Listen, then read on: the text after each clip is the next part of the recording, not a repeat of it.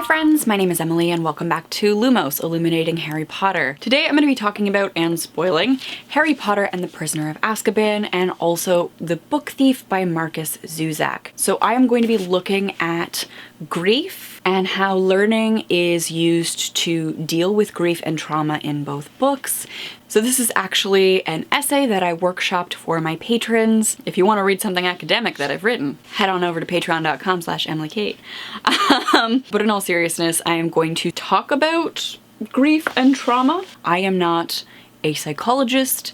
I am not a medical doctor of any kind, and this is purely based on the research that I have done in the context of literature. I think it is interesting to look at, but probably holds very little value in terms of medical treatment. Don't know if that needs to be said, but it probably needs to be said because this is the internet. So much of the research and the support for this essay comes from the work of modern trauma theorist Cathy Caruth and her book Unclaimed Experience, Trauma, Narrative, and History. So Cathy Caruth states that trauma does not simply serve as a record of the past, but precisely registers the force of an experience not yet fully owned. Survivors of trauma cannot consciously recall or control memories of traumatic events. They often experience what Caruth calls traumatic relivings in the form of dreams. In both of the texts that I'm discussing today, our principal characters have experienced a childhood trauma. Both of them have repressed this memory. As memories of these childhood traumas return to them in dreams, Harry Potter and Liesl Memminger are forced to process their grief, something that they've put off. I find it interesting that both characters turn to learning as a method of confronting their trauma. While Liesl learns in order to connect to the memory of her brother, Harry learns in order to distance himself from the memory of his parents. First, I think we need to define what I mean by trauma in this context. In Greek, the word trauma refers to a physical wound, a wound that's inflicted on the body.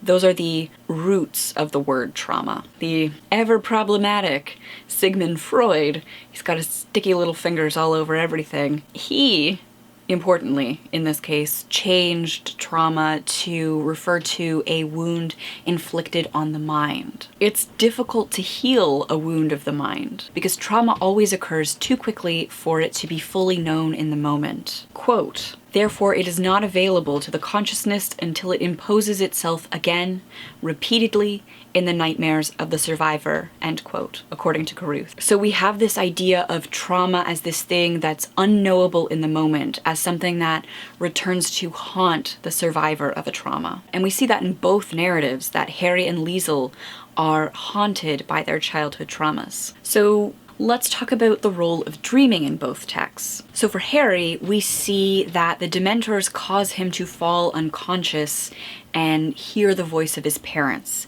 He relives the moments of his parents' death that he bore witness to as a tiny baby and doesn't have a conscious memory of. It's the Dementors' presence that sort of draws this traumatic memory out of him while he is unconscious or in the process of falling unconscious. They sort of pull these deeply sad memories from the recesses of Harry's mind. The memory starts with him hearing the, quote, "terrible, terrified, pleading screams," end quote, of a voice that he later identifies as his mother's. And it escalates over the course of the novel until Harry is able to piece together the murder of his parents, which he witnessed and had no conscious memory of. The text tells us that this is the only time that Harry remembers hearing his parents' voices. This is a moment of conflict for Harry. While these dreams are deeply traumatic, they are also the only link he has to his parents, the only point of connection that he has to their voices. So he's conflicted. He desires to relive this memory as much as he finds it traumatic. In contrast, Liesl has grown up knowing her family. Her reliving her brother's death in her dreams aren't the only memory that she has of him. And so she doesn't have that same conflicted relationship to the dreams that Harry does. They are fully within the realm of nightmare for her. They are a negative experience, a traumatic experience. They are something that she wants to end.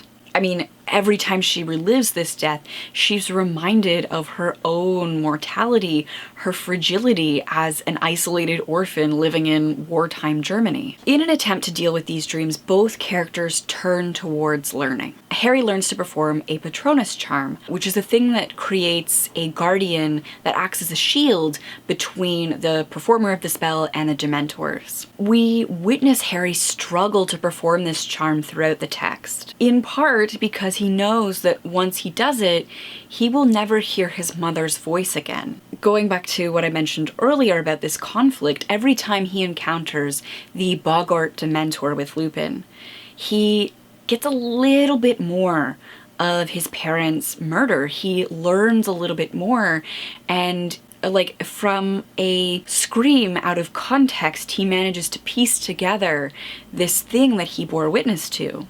I get the sense that while it is incredibly emotionally traumatic and terrible for Harry, there's also this desire to give in to the Dementors. Like every time the Dementors start to slowly take over, he could fight it, or he could give in to this like dark, perverse desire to hear his parents' voice, to hear his mother's voice, something that he doesn't get to experience anymore. It's a big choice for Harry as a 13-year-old to choose to disconnect from this traumatic memory and to learn to perform the Patronus charm. I think we can read that as an act of self-preservation. So while Harry learns to put distance between himself and this memory that is probably unhealthy for him to keep reliving, Lisa learns in order to connect to her brother. Her first stolen book is The Gravedigger's Handbook, and this is the last connection that she has to her dead brother. And even though she can't read it, she likes to hold on to it because the contents of the book aren't as important as what the book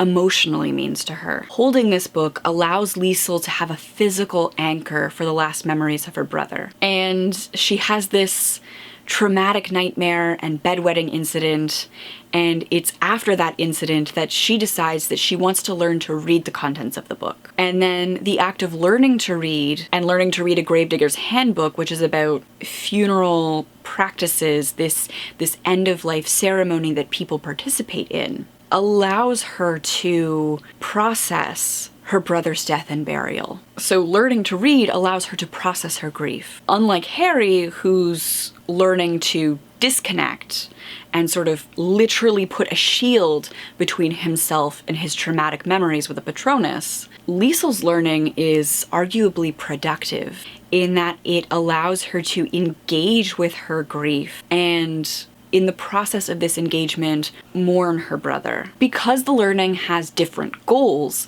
Harry's goal is to put a shield between himself and the trauma. Liesl's goal is to understand the death of her brother. The learning has different consequences for both characters. Harry is putting up a barrier between his conscious and subconscious. And arguably, in learning to perform the Patronus, he is repressing this traumatic childhood memory. He is actively choosing to disengage himself from this traumatic memory. He's not grieving it, and while this decision is not a bad decision in like the plot of the novel, right?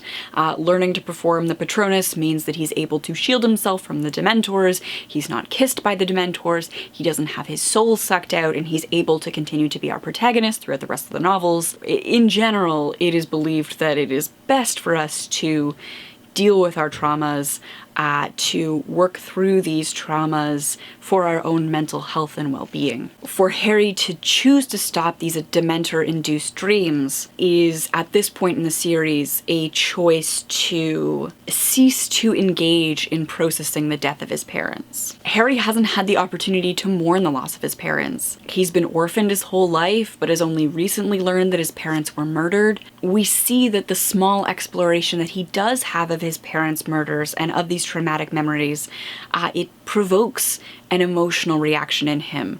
When he hears his father's voice for the first time, he cries. And it's nice to see him have an emotional response to begin to grieve, but he never really comes to terms with his losses in this novel. In comparison, Liesel's learning allows her to grieve. In learning to read, Liesel learns to write, and she learns to give voice to her stories, to her experiences. While in the bomb shelter, it's Liesel's voice that is a source of comfort. She, quote, hands out a story, end quote, to keep everybody calm during this really scary, heightened tension moment of a bombing. Liesel realizes that there's power in storytelling, and she uses the skills that she's learned in reading and writing to write her own story. This writing, both literally and figuratively, saves her life. In her knowledge of language, in her literacy, Liesel, quote, makes herself remember, end quote, and she, quote, does not look away, end quote, from the traumatic memory of her brother's death. Once she forces herself to remember, to engage with this traumatic memory of her brother's death, she is able to come to terms with the loss of her brother, which is the total opposite of what Harry is doing in putting a shield up between himself and his memories. Lisa works through her feelings and begins to process her childhood trauma. The conclusion of the novels have to be taken into consideration when we're thinking about learning as a framework for dealing with trauma. Harry Potter is the third in a series of 7 novels. For Harry to repress his trauma isn't exactly a negative decision. We have 4 more books for him to deal with his trauma and actually grieve for the loss of his parents. I am looking at this novel in isolation for this essay, but Harry's trauma will be addressed at other points in this series. In contrast, The Book Thief as a standalone novel shows us Liesel dealing with the trauma that is introduced at the beginning of her narrative. Liesel has this moment where she realizes that her brother will be 6 forever. In her memory, he will never get any older. While this evokes a feeling of great sadness in her, she also makes an effort to smile that she has this memory of her brother at all. By the end of the novel, Liesel comes to a place where, quote, her brother never climbs into her sleep again, end quote. She's not forgotten her brother, but she's not sort of melancholically returning to the moment of his death over and over again in a way that is unhealthy. And so in her narrative, we see this full arc of trauma, dealing with the trauma, and learning to live and grieve and mourn. I think it's interesting that in both novels we see the act of learning presented as a framework for dealing with trauma. Both novels support Caruth's reading of trauma as an experience not yet fully owned. Both novels demonstrate that memories must be revisited in order to truly understand what has occurred. The methods of approaching these traumatic memories are different. Harry, who has no conscious memories of his parents' death, of this childhood trauma, has to learn to control his reaction to the Dementors. In the end, having this agency over these memories, not letting this trauma control him, I think is an important moment for Harry. And in Liesel's learning, she also experiences agency. She's able to find a voice, give voice to the trauma that she has experienced and tell her own story through learning to read and write. So I think it's really interesting how both texts really deal with trauma and show us how learning can be used as a framework to deal with trauma. I'm curious to see how these repressed memories are dealt with over the rest of the Harry Potter series. Without spoiling future books, that's where I'm going to leave it. So let me know your thoughts on Harry Potter and the Book Thief and the ways that they deal with trauma in the comments down below. I will leave links to all 3 books in the description box as well if you are interested in checking any of them out. They are Book Depository affiliate links. I get a small kickback if you decide to purchase through that link, so that's a way to support the channel and to support this Lumos series. Thank you to my patrons who make videos like this possible. I really appreciate your support. If you are interested in becoming a patron, in supporting the channel and supporting the Lumos series, links to that are also in the description box down below. Thank you all so much for watching, and I will see you soon. Bye.